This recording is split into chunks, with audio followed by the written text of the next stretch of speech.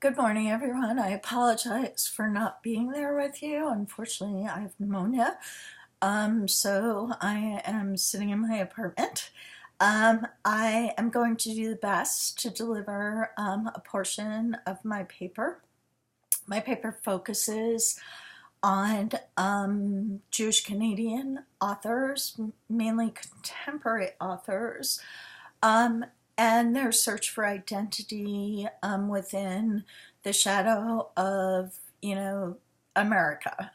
So I thought I'd start pretty much midway, just in the nature of making sure I have enough time to deliver this. And should you have any questions at any point after viewing this, please feel free to contact me. My information is up at the AJS site. So, at the very center of early literature of Jewish Canadians, we see what's called journey or exile literature. Much like the heroes in Joseph Campbell's mythic hero's journey, these characters are forever in search of their elusive identity they've either lost during the Holocaust in particular or have really never gained through their attempt to assimilate post-immigration. This puts characters in Jewish Canadian literature on this kind of never-ending journey where the answer to who they are, to their own identity, may really never be found. And these trials and tribulations really represent this kind of what A.M. Klein calls this kind of leap from mere existence back to the essence of what it means to be Jewish, not just Jewish and Canadian. In his pretty complex novel, The Second Stroll, A.M. Klein takes us on this personal, rather biblical journey of a young male narrator who is in search of his family's history. Klein uses the books of the Torah as chapter titles, and he really is attempting to analyze and define what it means to be Jewish in Canada through the eyes of two important characters. I'm going to call these two characters the European uncle and the Canadian nephew. Klein actually refers to them pretty much in the same way in the foreword to the book. So having immigrated from a small Ukrainian town of Ratno to Canada, the family at the center of the novel attempts to retain its religious and its cultural traditions in this new world. The young narrator, who is loosely based on Klein, relates this journey across the world as he leaves Canada to go track down his uncle Melek. Melek has actually become the black sheep of the family. He's refuted his Jewish identity in an attempt to survive the early 1900 pogrom, and ultimately ends up being placed in a concentration camp. This initial refutation by the uncle actually divides the Canadian family, and a portion of the family actually refuses to even acknowledge that the uncle existed, refuses to actually even utter his name. Now, what's unique about the book is that, on the other hand, the European side of the family, who's remained in Europe, is really focused on its survival. The narrator really attempts to journey back to the European world in an attempt to understand why his uncle acted in the way he did, and in an attempt to understand what happened during the Holocaust, he really ends up serving witness to the history of the family. While the uncle experiences this kind of contemporary Jewish history firsthand, the narrator is never able to do so because he he, is second generation. He did not experience the horrors of the Holocaust, and even though he attempts to do so through the experiences of this uncle, he really continues to remain as this kind of wandering Jew. Um, it's an interesting book because of the fact that throughout the narrator actually calls himself an American, um, as though he assumes Canada is really nothing more than another state, a next land to America. He's consistently questioning his identity, whether or not he's Jewish, European, Canadian, American, and he really could never find that answer, even though he moves from city to city, country to country. At a certain point, he realizes that this search for his uncle and his attempt to answer questions that remain outstanding in his family is really nothing more than a hopeless quest. He really starts to realize that, is it important to, to understand his actions, the actions of his uncle? Is that a means of actually understanding his own identity? It's a really complex book, and I think that I can't do it justice in this presentation, but Klein really is one of the first Jewish Canadian authors where we see this attempt to question identity within these three rungs of, the pogroms, the Holocaust, the immigration to Canada, and then finally the generational guilt or question of identity that comes up in families that actually survived the Holocaust. The quest or hero's journey remains a narrative that we see over and over again. And the next author that's important to this focus is Henry Kreisel. In his well-known collection of short stories called The Almost Meaning, Kreisel actually explores, again, this Jewish sense for identity post-Holocaust. And he asks this kind of an essential question. Can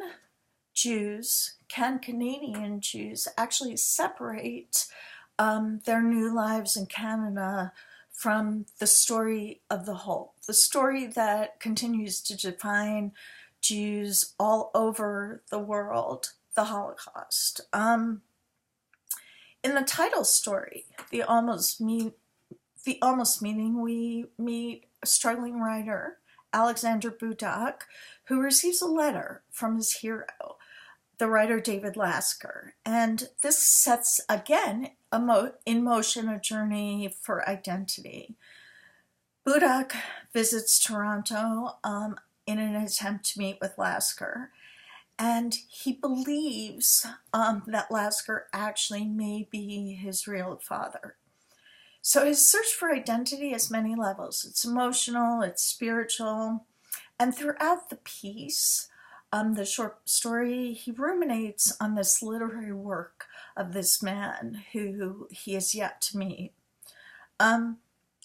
The quote that I think is most important that comes from the story is this.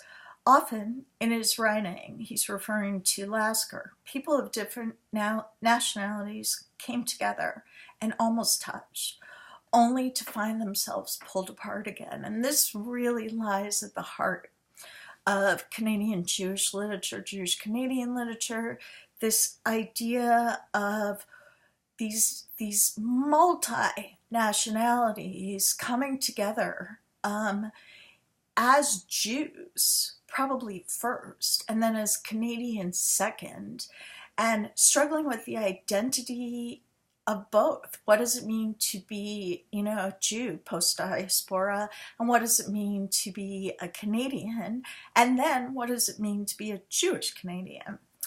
In the story, unfortunately, Budak finds that Lasker will not meet with him, and he, through that response, he really finds himself. He finds that he may never really know his identity, but that's okay, because part of being a Jew post-diaspora is the search.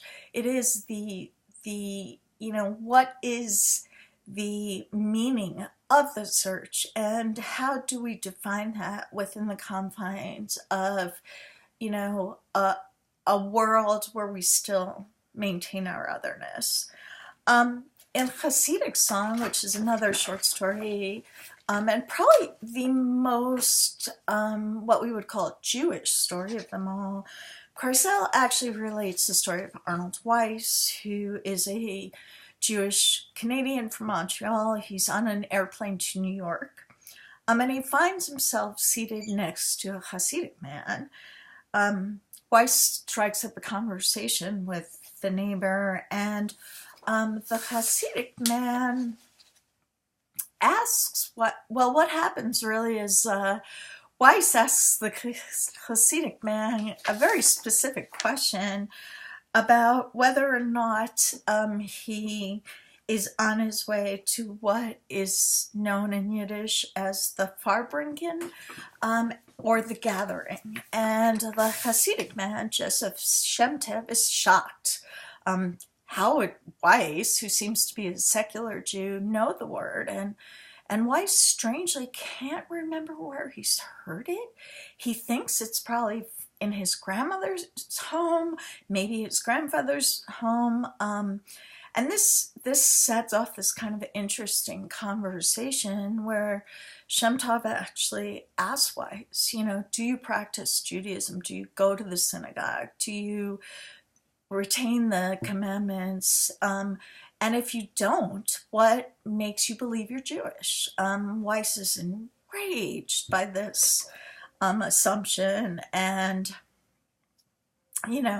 asks him, who says that a man must do what his father did, let alone that a grandson should follow what his grandfather did? And Shemtov, really says to, Weiss, although, I came to Canada to start a new life, I still retain my Jewishness, and that means my practice. It's the memories of the Holocaust that make me retain that practice, that make me a Jew first and a Canadian second. And this idea is really seen throughout Jewish Canadian literature.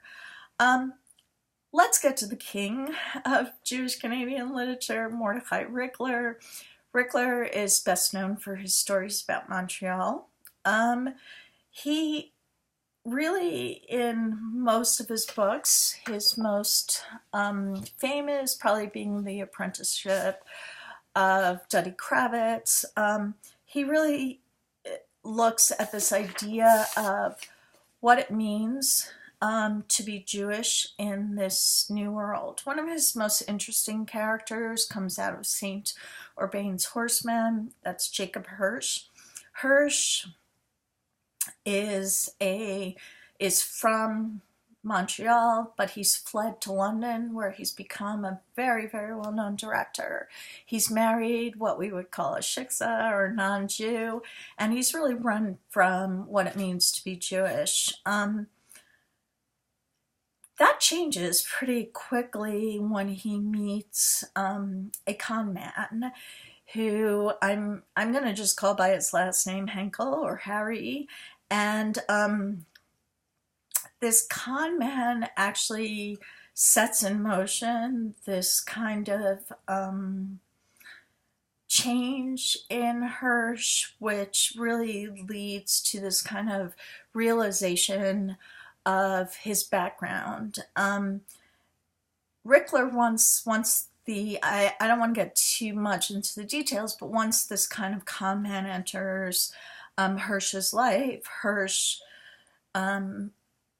is asked to return to Montreal for his father's funeral, and he's very reluctant to do so. He doesn't want to be sort of seen as Jewish, but he returns, and he sits Shiva with his family, and the experience of sitting Shiva forces Hirsch to really remember who he is inside, and he realizes that he's become too assimilated, that it's important to actually return home. And in fact, Rickler says that sitting with the Hirsches day and night, a bottle of Remy Martin parked between his feet, such was Jake's astonishment, commingled with pleasure in their responses, that he could not properly mourn for his father. He felt cradled, not deprived. He also felt like Rip Van Winkle returned to an innocent and ordered world he had mistakenly believed extinct. It's a beautiful, beautiful passage, and it's really a passage that tells us that at times although we may run from being Jewish, although we may run from what it means to be Jewish and Canadian, in the end, we will come back again.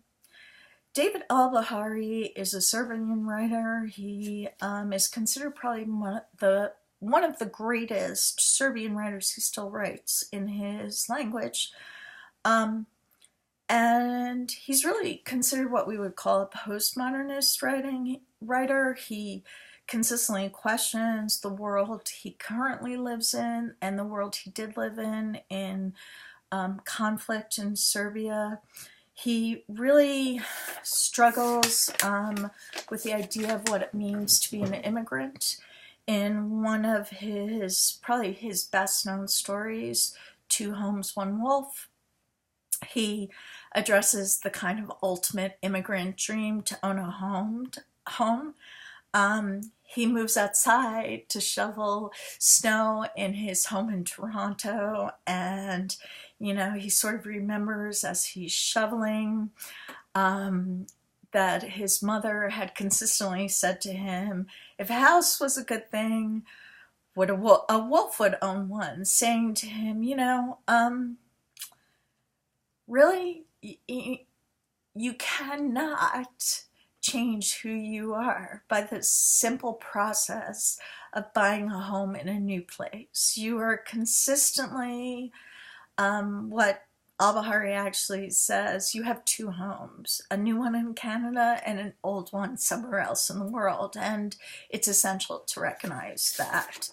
Let me end with David Bezmogus, because I'm running out of time, and Bezmogus is probably right now considered probably a leader of what we would call ethnic literature. He really looks at this kind of profound isolation of immigrants, specifically with immigrants who end up in Canada. He questions the idea of identity in this kind of globalized landscape where everyone is really an immigrant, but more importantly, what it means to be exiled from a situation of trauma. He uses his writing to really remember the own trauma of his youth in the Soviet Union, of being a Jew in a country that hated him simply for that identity, and his search for citizenship in Canada, in a country that he sees as yet clearly identifying itself. This really shows itself in his well-known short story that he wrote for The New Yorker called The Russian Riviera, where he brings the reader to a Canadian Russian ghetto in Toronto, where we meet Kostya, a former boxer, a current doorman. He's in love with Iveta, a ballet dancer. And Kostya's chosen to actually train the Russian wrestling team for the Olympics, which were held in Montreal. Kostya returns, and he really sort of finds himself in this kind of oppressive situation. Ultimately, 6 years later, Kostya's the person he trained, Emil, brings Kostya to Canada, and then specifically to what Besmungas calls the Russian ghetto, where we find Russian delis and Russian bookstores and Russian schools. And Kostya's lost. He's unable to move forward in this new Canadian Jewish Russian ghetto. It's a duplication for him of the Russia he lived in and left behind, and it's a Russia he does not want to remember. And this really is problematic for Kostya. Finally, The Betrayers, which is a 2014 book that where Besmungas actually creates probably his most successful Jewish character, Baruch Kotler. Kotler's an aging hero of the Zionist cause due to a long stay in a Soviet gulag, and he's currently a member of the Israeli parliament. Kotler actually returns to Crimea with his current mistress, Leora, and he's a man literally and physically on the run. From his past as a prisoner and his present as a cheater, he's leaving behind his entire family in Israel. Ultimately, he ends up renting a room with his much younger girlfriend, and it turns out he rents a room from the man who actually turned him into the Soviets. It's a really interesting book in that Besmungas really looks at this idea of reunion and whether or not Kotler can actually find forgiveness for Tankilevich, the man who turned him in, or whether or not the past will be something that he cannot run from. Throughout the book, we see references to the Soviet Jews who actually immigrate to Canada, not America, and this idea of this fractionalized life, this demarcation. So let me just sort of summarize what is Jewish Canadian literature. Well, at its heart, it relies on creating this type of demarcation between those who are diaspora Jews versus those who are not. It is really what I'm going to call demarcation literature, or literature that considers that which sets apart as if by definite limits or boundaries. It grapples with the concerns of a people who have always been set apart, Jews, and then tries to define them by their search for home.